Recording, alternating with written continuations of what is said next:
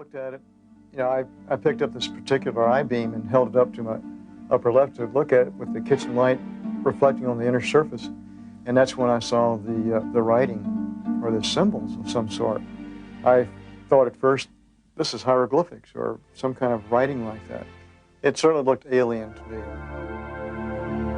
This film footage purportedly shows the actual crash debris, carefully cataloged and placed on display. It is shown here for the first time anywhere. The debris in the film was somewhat different than the debris that I saw on the kitchen floor. Certainly the symbols on the so-called I-beam were much larger. The size of the beams are certainly different. The one I saw was probably greatest 3/8 of an inch in cross-sectional diameter, 12 to 18 inches long. The beam in the film certainly was much larger than this, several inches in cross-sectional diameter. If this is an authentic film, then it could have come from a different portion of the craft. Actually, the material that I saw almost resembled something that could have been blown out through the side of the craft, like there was an in-flight explosion just spreading debris or blowing debris out of the side of the craft.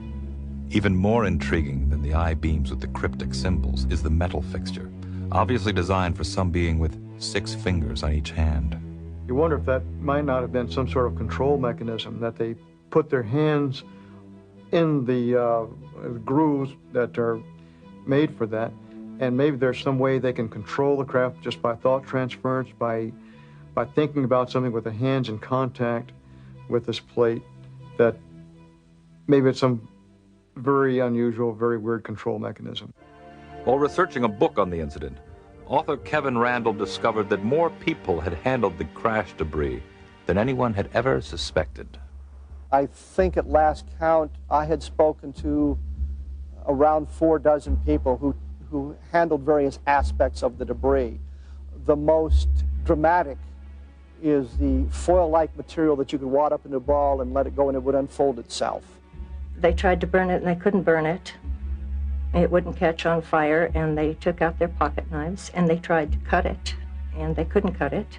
Frankie Rowe had watched as her father, the Roswell fire captain, and his crew played with a piece of the strange metal.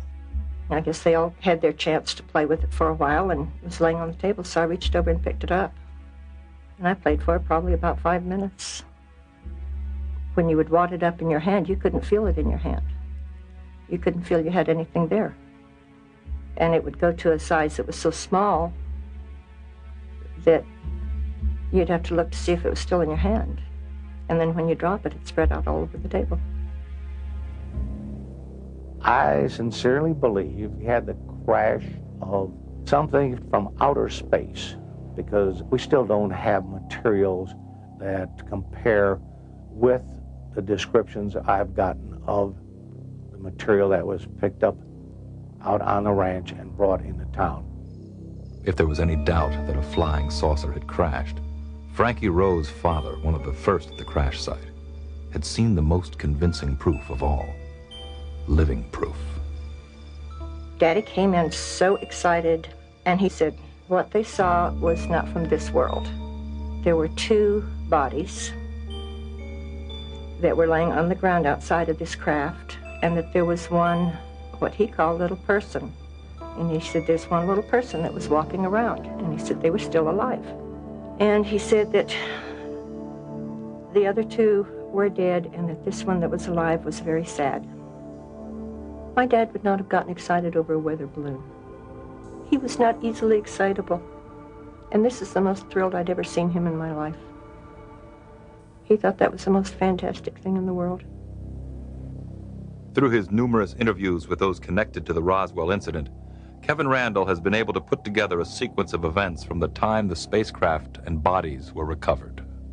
The best evidence we have from a number of eyewitness sources is that the craft and the bodies were brought to Hangar 84 on the Roswell Army Airfield and stored overnight before transport. What we understand from the eyewitness testimony is the bodies were sealed in a large wooden crate kept at the center of the hangar. It's absolutely brilliant what they did. They announced they have a flying saucer, but they've already captured it. They've already got it. There's nothing to see, so nobody goes out looking for the thing. Then they shift everything to Fort Worth. The higher headquarters says, no, those guys made a mistake. To keep listening to this audiobook, I've left you a link in the description so you can do it at no cost thanks to Audible's 30-day free trial.